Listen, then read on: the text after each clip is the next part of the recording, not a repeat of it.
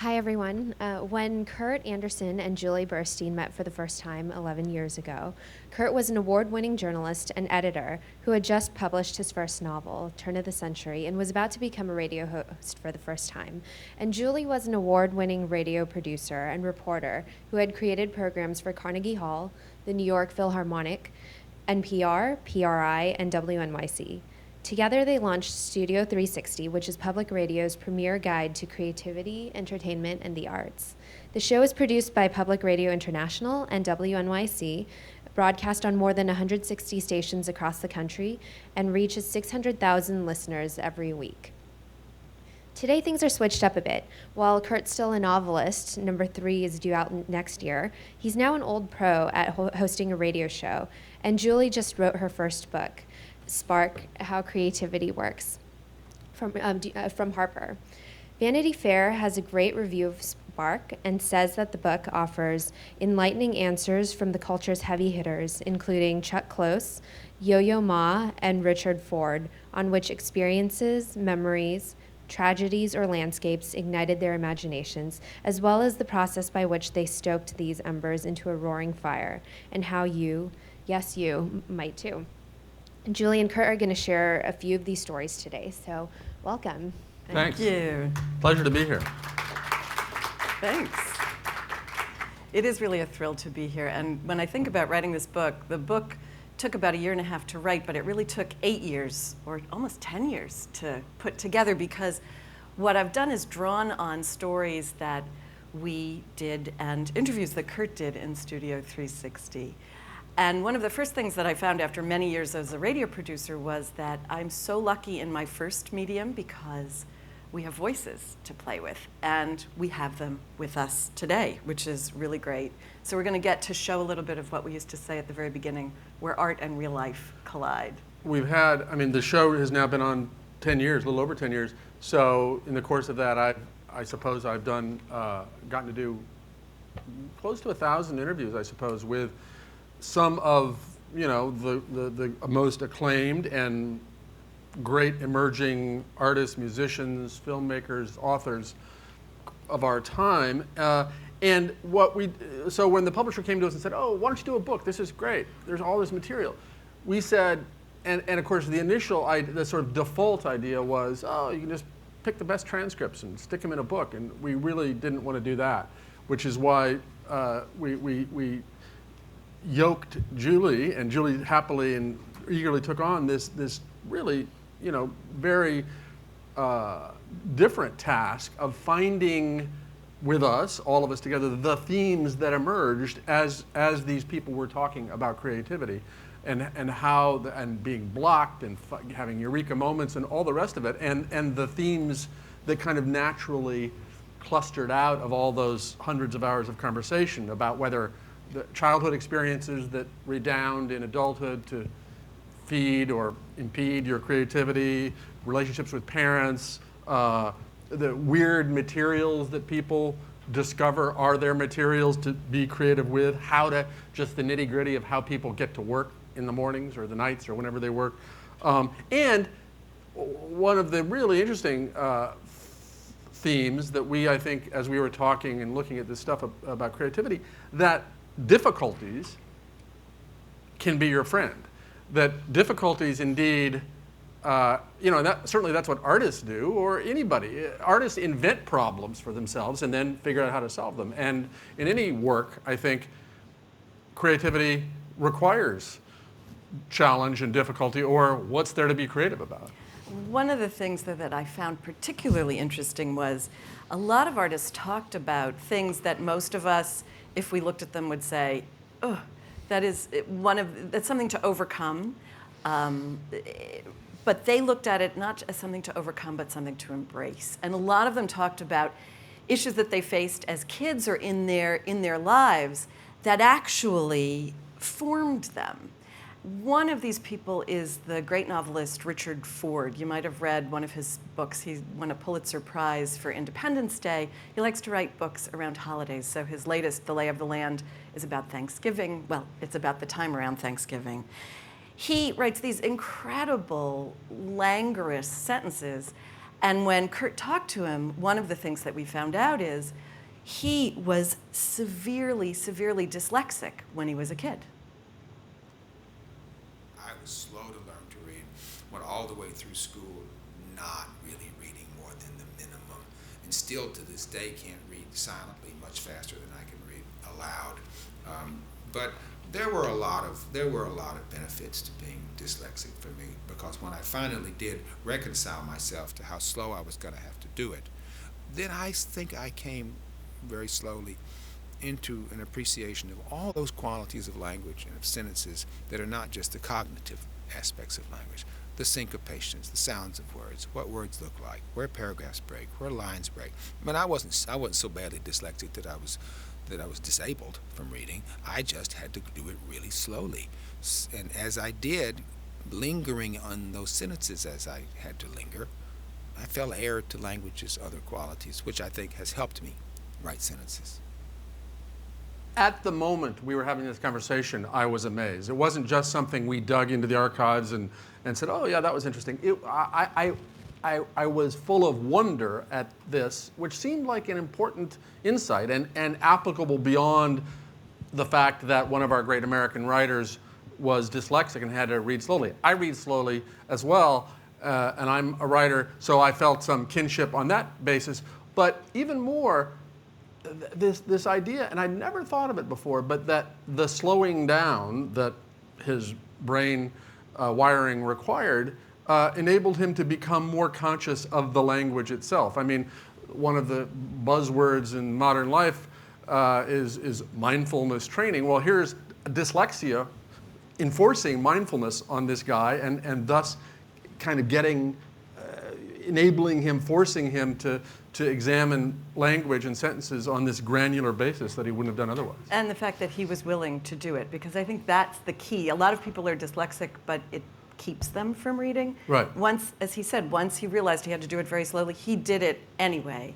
And he still reads every novel out loud to his wife before he sends it to the publisher. So this idea of reading and listening, which as a radio producer is very dear to my heart, is quite wonderful. But then our next bit of tape is more about the creating difficulties. Yes, yes. If they don't come to you, you seek Yeah. them out. And that's, we have a little bit from the dancer and choreographer Elizabeth Streb.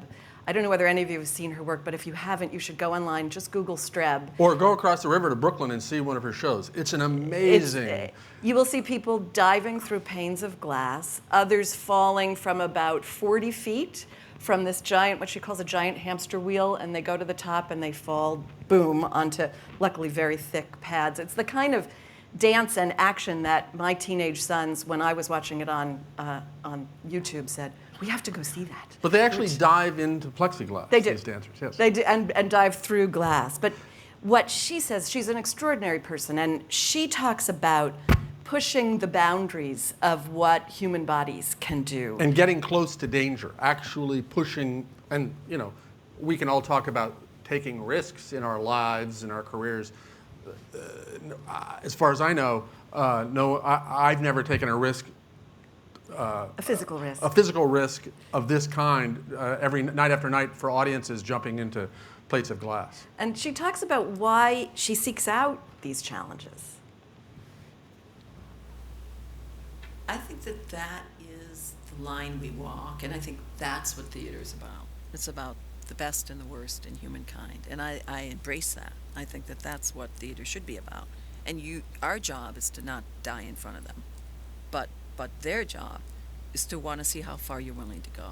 I mean, otherwise they can sit home, or walk down the street and sit on their stoop and see life go by. I want to make a virtuosic moment happen that they're not completely comfortable with. Did another piece. We went back to her place in Williamsburg and did another piece about her, and by that time she had this 30-foot hamster wheel, which is an extraordinary. I mean, did you go on it? And I went on it, which was, and I didn't fall from 30 feet onto the ground, but I did the thing of walking in this thing that wants to take you away and throw you out and tip you over.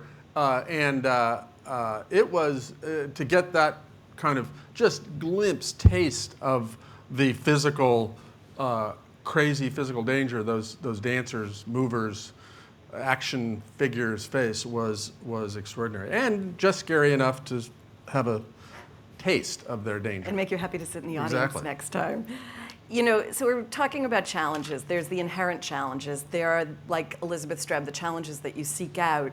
For many artists, for many of us, embarking on anything can be a challenge, and challenge can also slam into us events and experiences that we haven't chosen, but we have to grapple with. On our show went on the air at the end of 2000, beginning of 2001, and our studios at that time were in the municipal building right by the Brooklyn Bridge, which is to say about 3 blocks from the World Trade Center when the attacks happened on 9/11. So, you know, I mean, anybody who lived in New York at that time knows the shock and disturbance that caused. But we were, you know, not only did we see it happen and the plumes blew over us, we were thrown out of our offices for some weeks. But we thought, we've got the show in the air. Let's do a show about you know, how musicians and artists and various people are dealing with this, and went somewhere else to do a show for a few weeks and did so, and which was very gratifying. We also, by the way, it was hard though. I remember it was it was so very hard. it was very hard to say. I remember thinking, we talk about art. Why? What difference can we make? Well, which was a common thing said at the time, and we had this great poet, Marie Ponceau, on Who said, "This is why." She was this, like, your perfect image of this 75-year-old wise woman who said, no, this is exactly why. And the response from listeners was really powerful because they said, we need this in the midst of all of this. But artists, and I know you're doing on the show We up have, this week. like everybody else, we're doing a 9/11 10th anniversary show next week in which we're talked to all kinds of artists and writers about what they've done, how they've done what they've done differently since, as our kind of cultural look at this 10 years later. One of the people who we had on the show, not immediately, but a few months afterwards, was the photographer, who's a great photographer, if you don't know his work, Joel Meyerowitz, who has been he's one of the great photographers, and he started out as a street photographer, but then became a landscape photographer, has done all kinds of work. But he, living in Lower Manhattan, not far from the site, decided at a certain point within days of the attacks that this needed to be documented. Yeah, he had a studio up in Provincetown, and on 9/11, he was mounting a show of all of his former work of the World Trade Center because his New York studio was just a few blocks uptown. So he was sitting in his studio in Provincetown, surrounded by huge photos of the World Trade Center when he heard about the destruction. And the moment he got back to New York, he went down to take a look with his camera. And as soon as he got close enough, a lady cop hit him and said, "Put that camera down, no pictures, this is a crime scene." And it pissed him off so much that he said, "I have to do this. This is something, I can't let this go. This is history and it must be documented." He said, "Where's the press?" And she said, "Look back about 6 blocks. There they are in that pen. And they're not going to get any closer." And he pulled every string he could and got into the site and found out that everybody in the site was wearing these badges that were different colors for different days. So he took his one badge and Xeroxed it on construction paper, and he would look around every day and see, oh, today's the blue day, and he would pull his blue badge out. And finally, he got a real pass to get in. But what I like to call the passionate obstinacy, that's another key way that creativity works. That's the subtitle of the book, is How Creativity Works. And I think that's another key piece of what you need to be creative. And he created this book. Called Aftermath, that is called the World Trade Center Archive.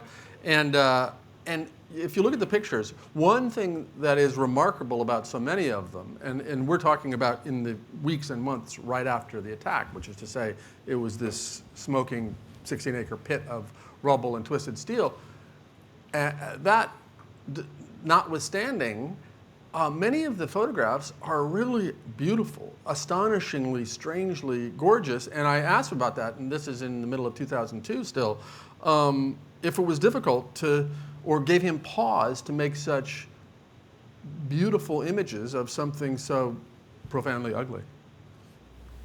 Well, you know, ugly, I mean, powerful and tragic and horrific and everything, but it was also, as in nature, an enormous event that was transformed after the fact into this residue.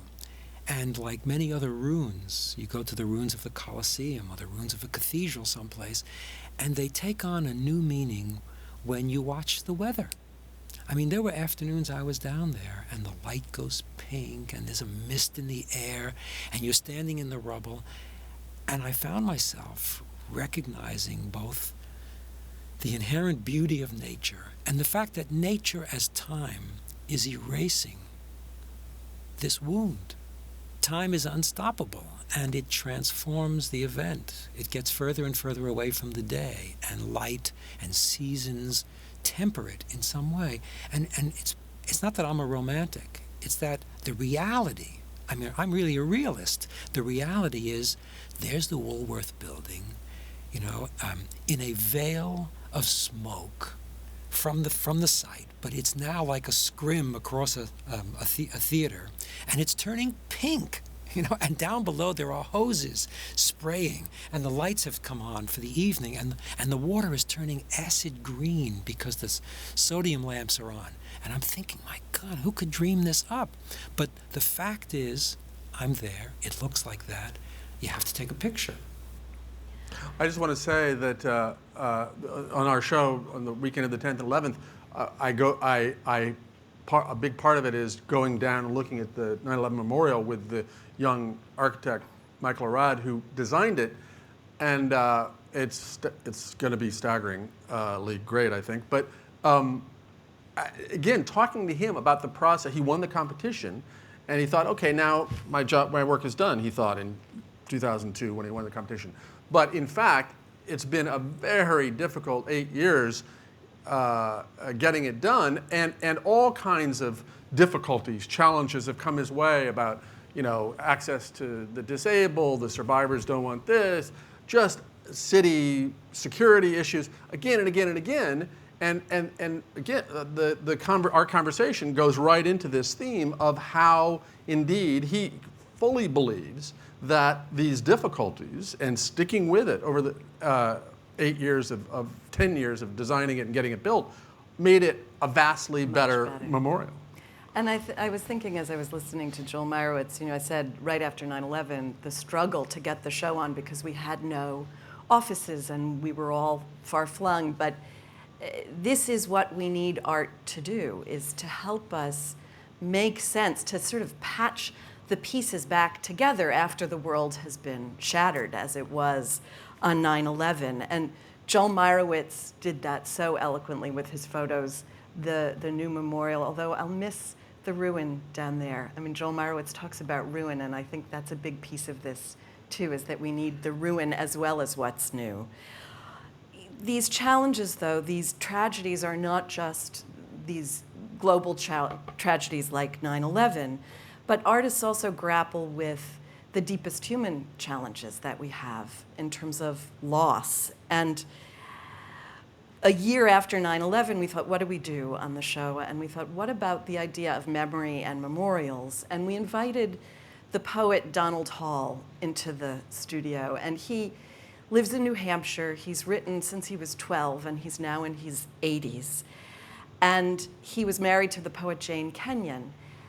She was much younger than he was, but she died first. And he wrote these extraordinary poems about loss and its aftermath in a book called Without. And in that book, he also talks about how work itself, writing itself, is what sustained him after her death. In Without, at one point, I'm talking to my dog before I sit down in the morning to work on my poems, and I say to him in a kind of manic glee, "Poetry man is suiting up."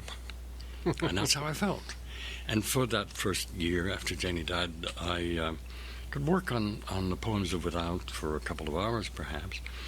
And then I had 22 miserable hours to wait until I could get back to them again, because I can't work on poetry all day. But the 2 hours were the only hours of happiness at that time. And I have to say, I know DC Comics is revamping all of its superheroes. I want Poetry Man. I want to see that one too.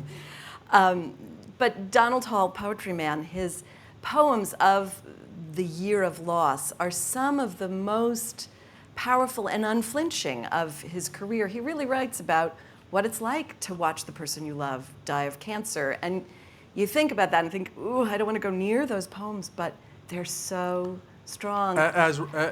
Talking to him was a deeply, and I hadn't lost anybody recently, deeply consoling, uplifting experience for me. And then I went to the poems, and they were as well. And he often reads these poems, which spare nothing, when he gives readings, and people come up to him afterwards and say, how can you read this? I mean, you're reading a poem about your wife's death. And he told Kurt he has absolutely no problem with that. I have no difficulty reading them aloud. They have become poems. They start out as screams of pain, and as I work on them, they will come to be something outside me. It is as if I were working with hacking away at a piece of stone to make sculpture, or modeling, or trying to paint, adding a little paintbrush here and there, adding a little dash of this and that, so that they become works of art. They become a work of art in the art that I love, that I've tried to practice since I was 12 years old. Then they are objectified. They're out there. They start from the pain. They start from the anguish, these poems do. And then they become something that means to be in itself, as language, as sound, as imagery, objects of pleasure, objects that give pleasure. I've never heard, I'd never entirely thought about this problem, and I think it goes beyond dealing with one's spouse's death. But this transformation of human experience, in this case, terrible human experience that we will all one day face, and turning it into some more neutral material that can then be not only help him get past the pain of death, but that is no longer the pain, but is a kind of memento mori of the pain, or some fossil of it, and then that is the stuff of his art. To me,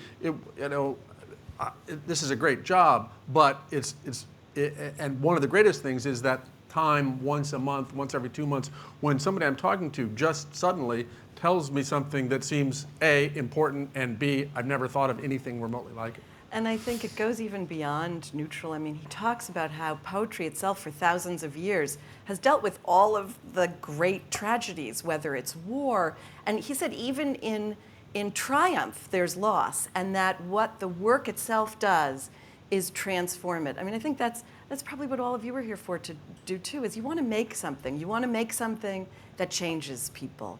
And that's what this art does so powerfully.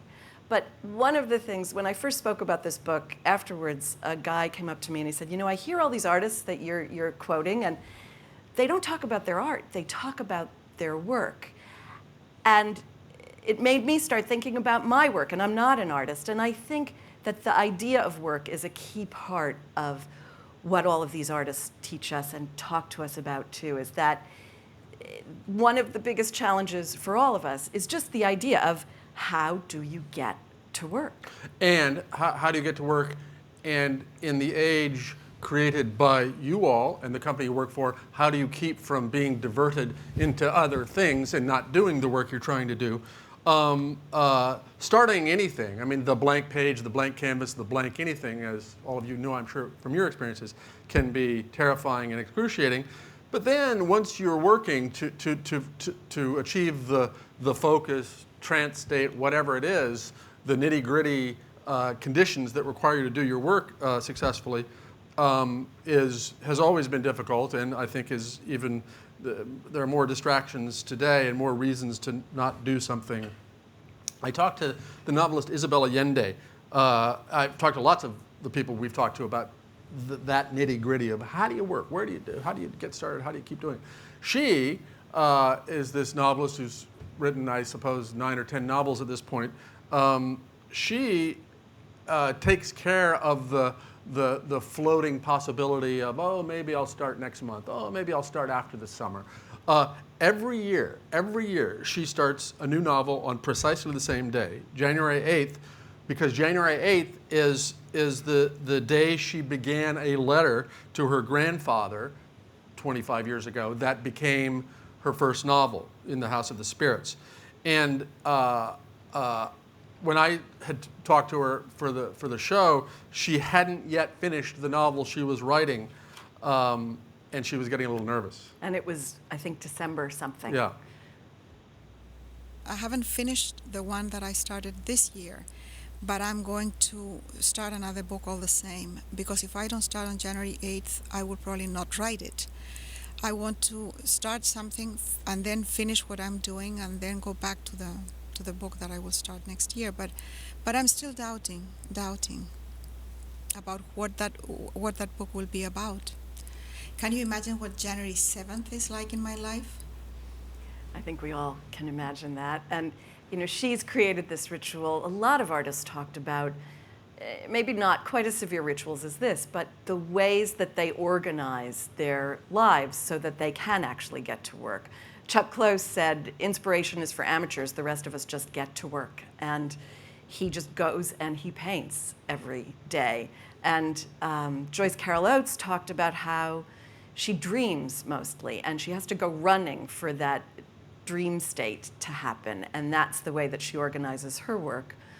One of my favorite stories in the book is from the sculptor Richard Serra, who talks not about getting to work, but what happens when you hit what he calls the 4 o'clock problem. And he talks about how when he was first in New York, he had a studio downtown, and his assistant was Phil Glass, who we now know as Philip Glass, the composer, but he was working in the studio with Richard Serra. And every day they would hit what they called the 4 o'clock problem. And it happened so frequently that they created this ritual to deal with it. We'd get on the ferry or we'd get on a subway, because we found that if we took ourselves out of the studio and got into a space where you didn't have to walk and you were being transported, that actually ideas were exchanged more rapidly. So we used to take ferry boat rides. Sounds strange, but we did. Or we used to get on the subway and just ride back and forth and then go back to the studio, just to get ourselves in a different mindset. We'd get on the We could keep He got on the ferry a number of times. He got on the ferry a number of times. And I think, again, if any of, probably all of us have had the experience of, I'm going around in circles about this problem, let me go out and take a walk, or let me, in the old days, let me go out and smoke a cigarette. I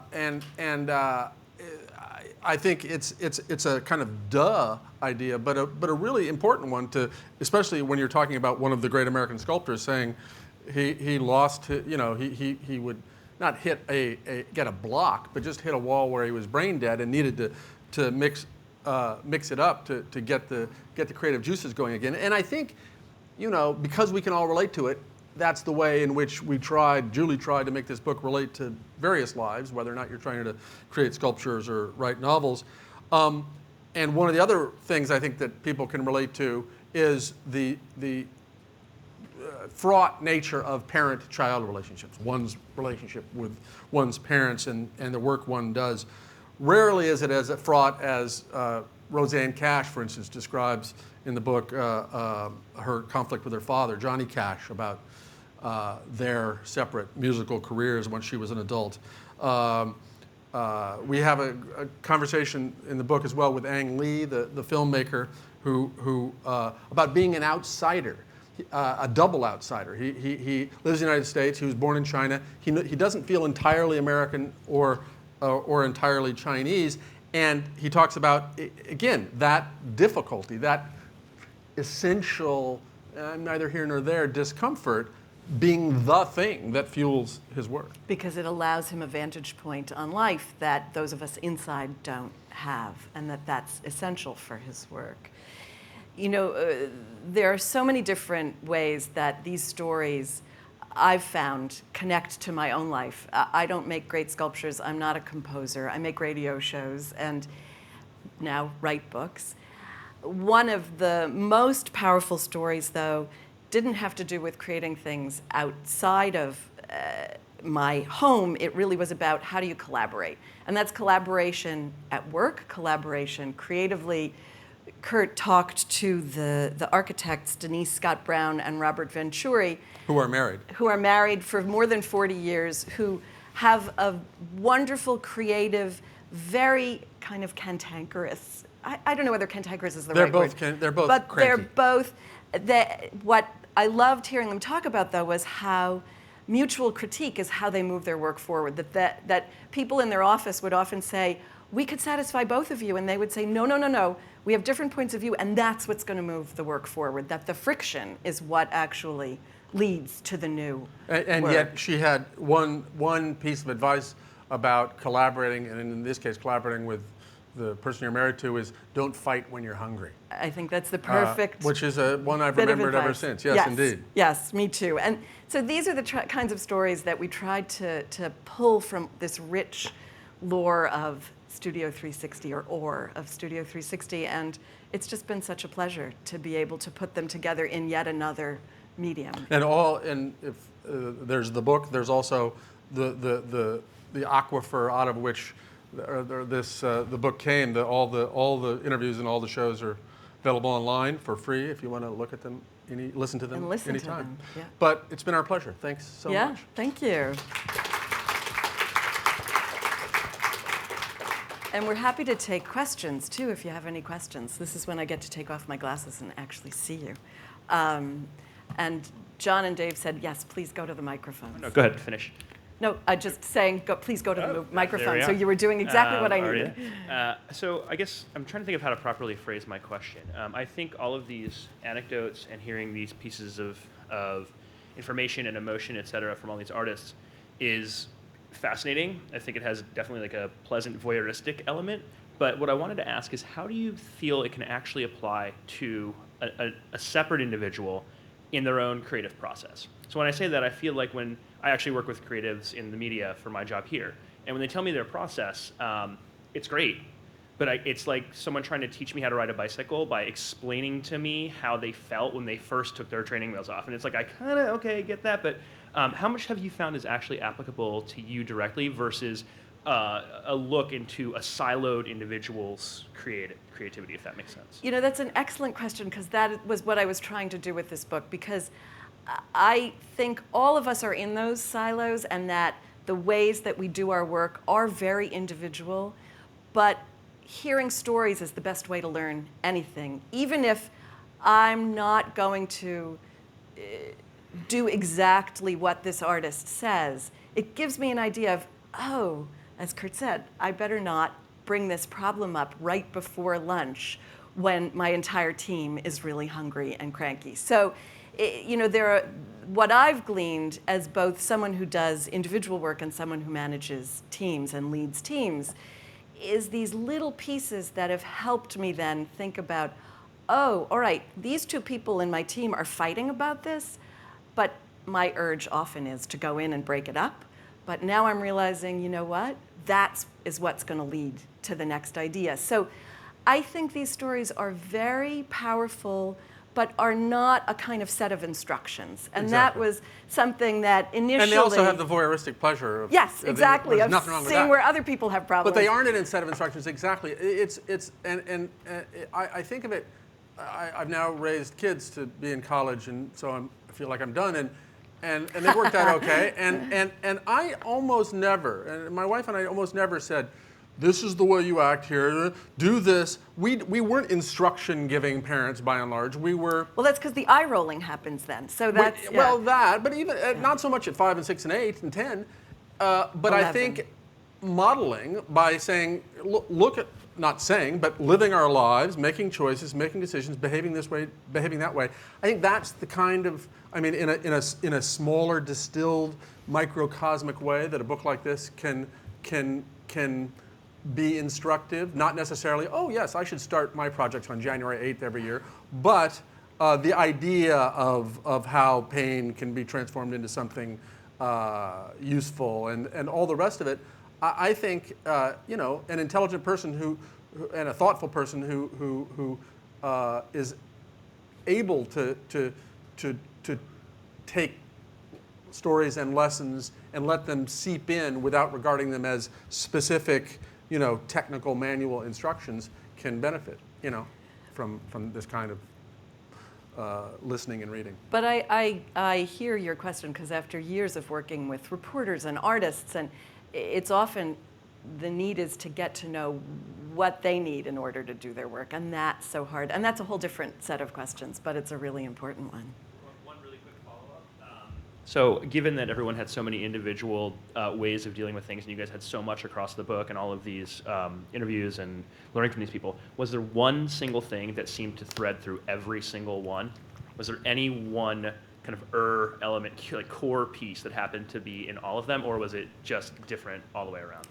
I think this idea that making things is hard is the biggest piece. And accept that. And accept that the hardness is part of the process. And that there's a pleasure in dealing with things that are hard, because if it were easy, it might actually not be worth doing.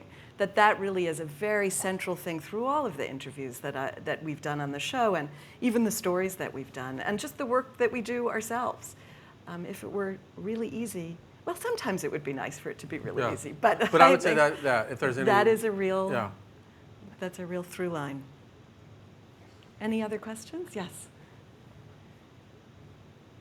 I wanted to ask, I know you get involved with the creative process and there's a lot of fear, and there's the fear of obviously being rejected and people not liking it and so on, but there's also the fear in just creating it itself. And I was wondering, just encouraging getting yourself up to do it, and I don't know, I've tried to be creative in things myself and just to and write and so on, and just being afraid to just do it and get yourself psyched up to do it and so on. So I was wondering if there was advice that people, all these creative people that you guys have talked to, whether they had some kind of advice for how to get over that fear, just to approach the project, or if there was some through line in these people that you could see from speaking to them on how they overcame their fears, not just from the rejection, but just to do the thing itself. Yeah, I write a foreword to the book in which I essentially deal with that subject in my own life, which has been a series of doing things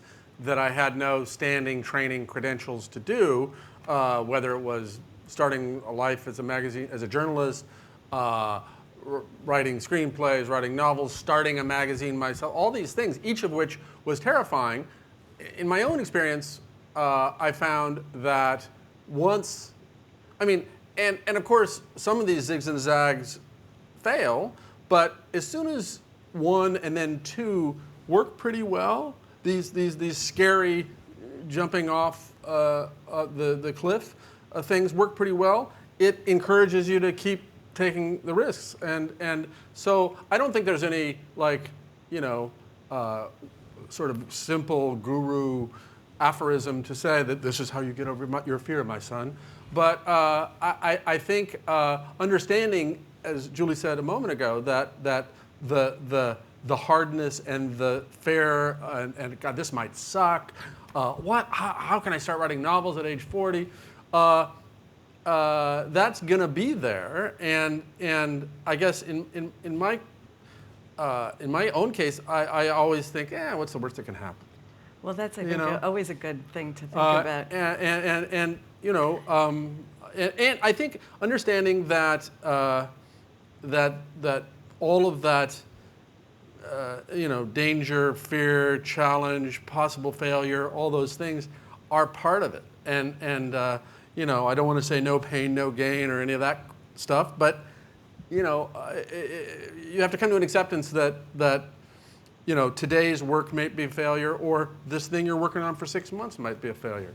But if the upside looks better than the downside, go for it. I think the other thing, and this is something that I didn't surface in the book and I would love to explore further, it's that the failure is a part of it, that you can't succeed without all of the failure. I know that's something that's talked about a lot in business circles, but I think back to an interview we did with Frank Stella for our show on Moby Dick.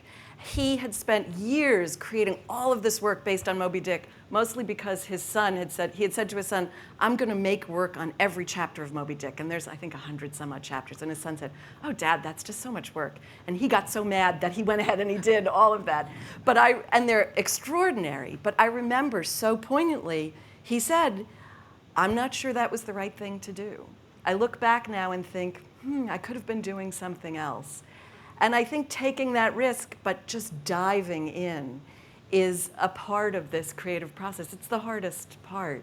But I also think the things that artists talk about these kinds of rituals, are another way. It's like anything that's unknown, if you can organize yourself around it, you can figure out a way It demystifies it and de-scarifies it.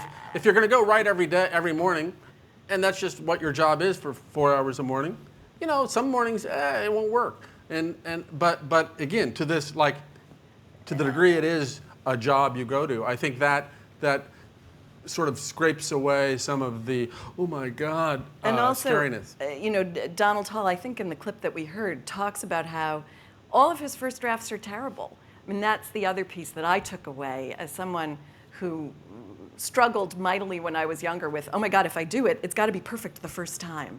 Understanding that, no, it's the first time, and I'm trying to work on this with my kids too, that you're going to have to go over it again and again. So that kind of leaves the pressure off the first one. So those are just a couple things from the book that I think about. Yes? Hey, I'd be interested to hear what you guys think, less about process question, but if you can characterize any kind of a trajectory that you see people working on in the folks that you talk to, like over the past 10 years, just to give an example, let's say in the 90s it was something about cybernetics or virtual reality, and there was this kind of like blue sky vision of this inventable future or something. There's a lot more realism these days. I mean, do you get a sense that there's kind of an organizing interest area for a lot of the artists you talk to or the creators? One of the funny things that happened to me, as I always find I know what I'm doing after I've done it.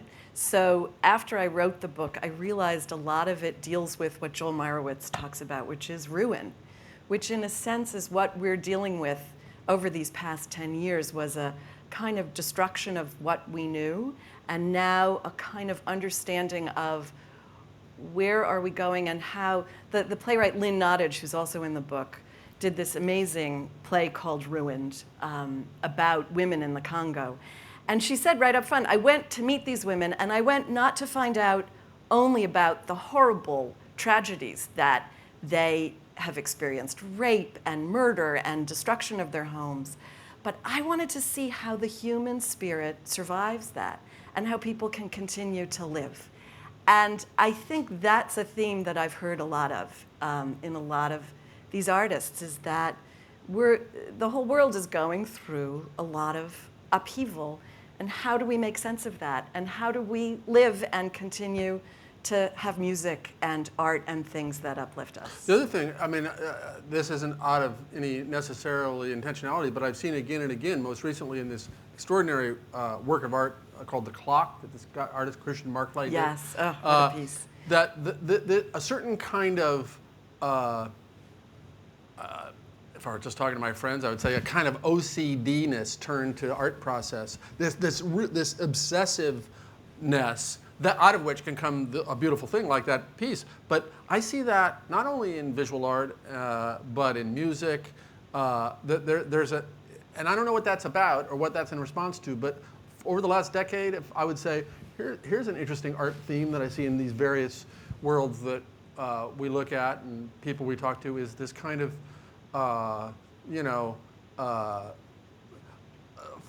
fetishization almost becoming the process and the subject of things. And it's kind of sampling. I mean, what Markley does is a visual sampling by putting all of this together. Yes, it goes without saying. That mining, all of the past. Yes? Hi, thank you for coming. Oh, it's a pleasure. If there were chapters in your book about the two of you, what would it say about unleashing your creative selves? Well, I thought a lot about this as I wrote the book all by myself in my attic, which is where I write. I thought about the very different processes of working with Kurt and creating, and this incredible team of producers, and creating a radio show, and basically banging my head against the computer screen by myself in my attic and going out for a walk in my backyard. And I think that for me, what it said to me was I love both. That the experience, I remember the experience of starting Studio 360 was extraordinary. It was crazy and very time constrained, and we had to get a show up really quickly, but the team was so engaged, and we were able to make something we'd never heard before, which is something we really wanted. Yeah, I've found with doing this show, which is now, I mean, the longest single job by far I've ever had, but that I'd already decided I'm not going to, probably not going to run magazines anymore, but do have these big, real office jobs. I'm just going to be a writer. So that had already started, and then this job came along, 2 different creative jobs, but one, as Julie is saying, which is intensely collaborative, another one which is, you know, learning to be happy being alone in your room with your thoughts and your fantasies for several hours a day. Again, I have found this, at least for the last decade, to be a perfect balance, to essentially, you know, be in my own, you know, psychotic fictional world for first 4 or 5 hours of my waking time, having lunch, going and being in the differently psychotic world of public radio for a couple of hours in the afternoon is a really good balance, and one that I'd never had before. In the past, I'd had either jobs and then periods where I was working alone and then a job, but combining them into this kind of split life has been really good. I also, in this foreword, I write about what I discovered, you know, really 20 years into my life, which has zigged and zagged around to lots of different things within a general quadrant of writing and media, is a kind of amateur spirit. There's a great essay by Daniel Burstein. Daniel Burstein, the late great historian and librarian of Congress, called The Amateur Spirit, which I read about 10 years ago, and it was this aha moment for me of this incredibly credentialed, you know, establishment figure, really reveling in and saying we need to celebrate the amateur spirit, by which he didn't mean, oh, let's, you know, it's good to be in the, you know, amateur singing group or the amateur. He means, which is good, but which is fine, which is great. He means that which drives people to do a thing for the love of it, which is what amateur comes from. You know, should exactly, amateur is lover in Latin, should inform as much as possible the work we do. And of course, 10 years ago when I read this, was a different moment, for instance, in the digital transformation of the world. And as I took this on, as a new paradigm to explain the kind of, you know, zigzaggy career path I'd led, but then I also thought, why? But, you know, Professor Burstein died too early, just as he was bemoaning the lack of the amateur spirit. Here was, the interwebs being invented, and which was, to me, is the great modern expression of the amateur spirit in exactly the way that he talked about. So I think, people don't do their hobbies because they have to. People do their hobbies because they love that thing. And I think trying to, find ways to as much as possible, with all the exigencies of earning a living, infect your occupation with that kind of passion of avocation is critical. And I think the last thing I'd say is I worked in radio for a million years, and in public radio specifically. And what I've learned through this process is that stories need to be told in different ways in different mediums. And so that the way that we tell a story on Studio 360 is different than the way I tell it in the book, and is different than the way we're telling it right here. Or the difference, totally different than television. I mean, Yes. It's all storytelling, but they are really different. And that, for me, as a creative person, was so exciting because I know how to tell stories in radio, and so it's just been such a pleasure to learn how to do it in these other mediums and on the web and the different ways. But, the things you're all working with here. And also, to the point of if there were a chapter in the book about us, I mean, we have very different sensibilities, but Yes. that a way that, we never fought, but we wrestled We with wrestled, things, and there yeah. was certainly, a good creative tension. And I think that helped the show. Yeah, that totally. we came at things from such different points of view sometimes. Any other questions? Well, thank you. It's Thanks really a lot. great to have you here. Thanks so much.